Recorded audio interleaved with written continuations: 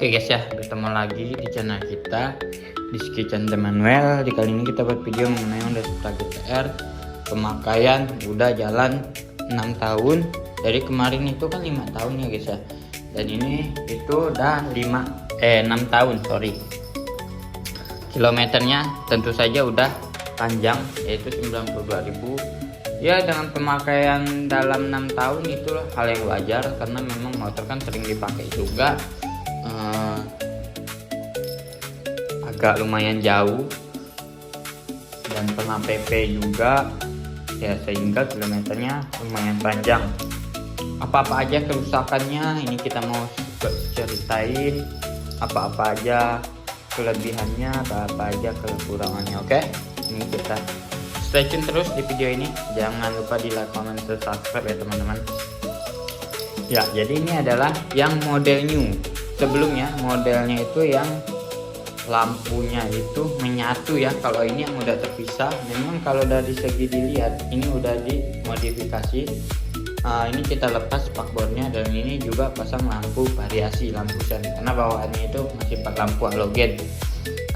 Sebelumnya dia kepala headlampnya ini dia nggak seperti ini yang model lama. Dia ada cover di bagian sini yang kayak gini, dia ada covernya. Kalau ini dia udah full ya.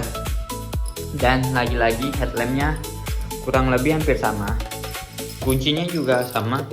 Kita masukin dulu, kuncinya juga sama, tapi lampunya juga sama, cuman berbeda di bagian dalamnya. Kalau yang model new dia ada hitam-hitam, jadi lebih smooth, ibarat orang ya, lebih smooth orang manggilnya. Kalau yang model new dia warnanya putih, jadi dia lebih clean gitu, lebih elegan. Kalau ini dia nggak hitam gini, ini memang kita kasih stiker anti gores supaya nggak retak. Ini sejauh ini ya, motor kena panas, kena hujan, kena apa, ini kilometernya masih bagus banget. Karena memang kita kasih pelindung speedometer sehingga pemakaian 6 tahun tuh nggak ada retak sama sekali. Overall kilometernya juga masih berfungsi semua, indikator indikator minyak, kilometer, indikator mesin, lampu sen, indikator mesin, indikator suhu mesin masih berfungsi dengan normal. Ininya selain speedometernya berbeda, kalau yang model new lama itu kan dia pakai jarum ya, sehingga ininya juga berbeda gitu. Tapi kelebihannya dari fitur-fiturnya sih kurang lebih hampir sama, nggak ada bedanya. Cuman kita modif lampu sen hazard. Jadi dia selain bisa lampu sen kiri, dia bisa hazard. Jadi lampu sennya itu 2, lampu panjang, klakson, dan selebihnya hampir sama, nggak ada kelebihannya. Ini kita modif.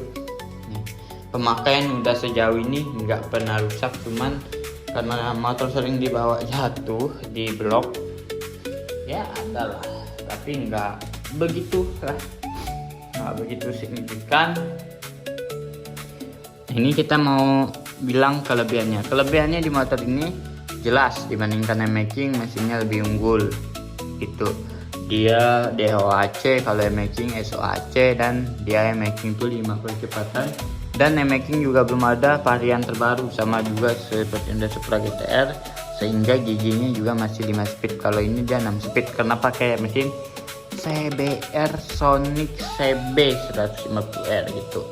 Selain itu kelebihannya di motor ini, karena ini memang motor bebek sport, pesaing dari M-Making, dia juga memiliki rem cakram depan belakang. Ini jangan kita lihat ya, karena memang motor sering dimasuk blok, jadi hilang nih alasnya. Ini kita mau beli alasnya, cuman ininya itu udah bengkok sehingga harus mau ditekuk lagi lah ya. Ini nih resikonya. Ini kita modif jadi nggak bawaannya itu silver gold. Kemarin kita juga modif motor inilah, pasang roll bar, dan ini udah ibaratnya standaran pabrik lagi lah ya. Itu kelebihannya ya. Kekurangannya jelas motor ini. Motor ini suspensinya depannya sangat amat keras, sehingga melewat jalan yang jelek nggak enak dibandingkan M-Making. Tapi kalau belakangnya tuh memang benar-benar main nih, minta ampun, benar-benar main, ibarat kayak bawa kapal. Kalau udah nemu jalan yang bergelombang di aspal tuh kita lompat-lompat, itu kekurangannya.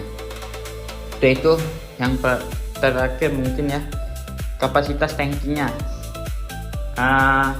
kecil ya di sebuah motor seperti ini. Jadi tangkinya ini 4,5 liter. Overall dibandingkan Yamaha E-Making dia emang lebih sedikit besar sih, bedanya itu sekitar setengah literan lah ya.